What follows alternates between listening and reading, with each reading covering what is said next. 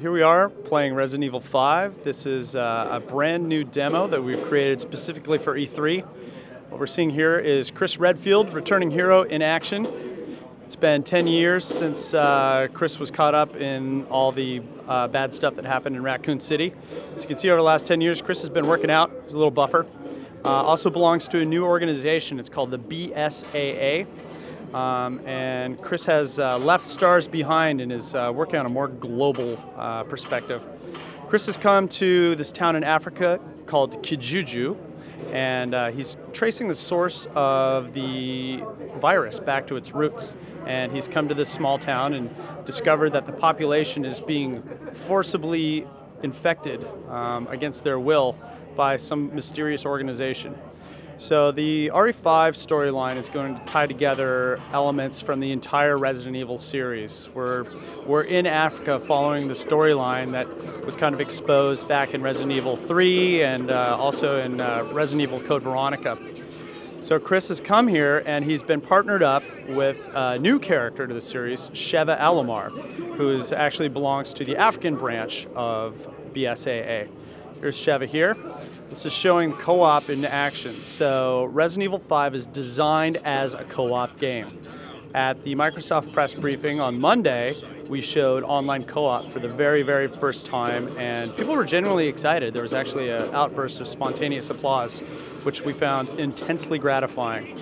So the good news is that players will be able to connect through the PlayStation Network or Xbox Live, find each other, and jump into games and help each other out.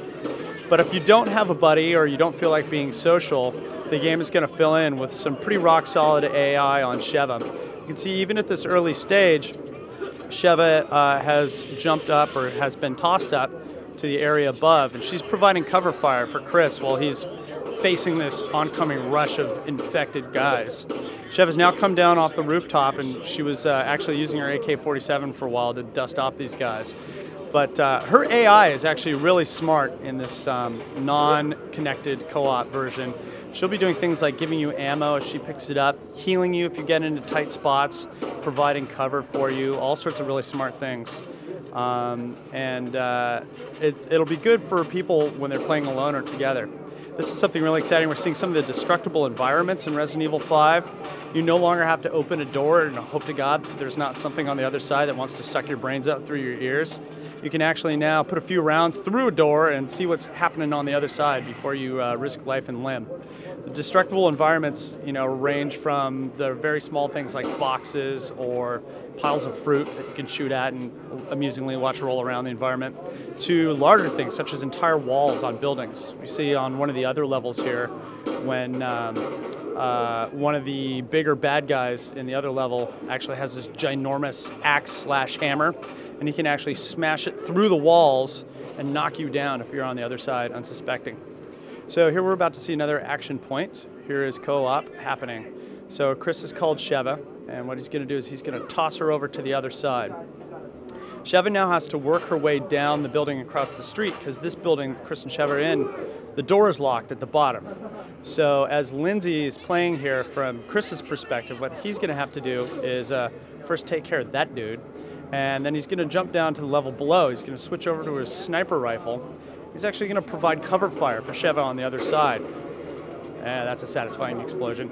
Now Sheva is, she's a very good shot. She's a tough cookie on her own, but she can be quickly overwhelmed by the hordes of infected that are pouring up through the stairway. So if Lindsay could actually get a headshot, clearly we need to play some more, he could be taking these guys down. So you can see he's a major assist to Sheva here, and you can see how this is going to work out in co-op. So now that Sheva's kind of cleared out the room a little bit with Lindsay's assistance, she's actually going to run downstairs because she needs to come help Chris get the door open on the other side.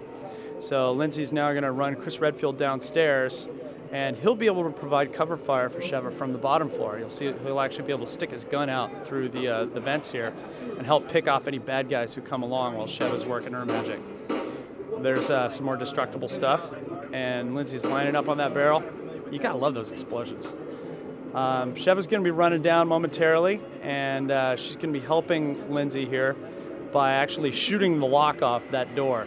That door is, you can't get through on this side because it's locked on the outside right there. And Sheva is going to wander down, and oh, that's not good. Lindsay's going up for a little up-close knifing action. Yes, bullets always work better. Here she comes. Shoot it, baby. There she goes. There she goes. She's actually tough enough to kick a lock off a door. That's not something you usually see. So Lindsay's now going to head right up these stairs and make his way to freedom.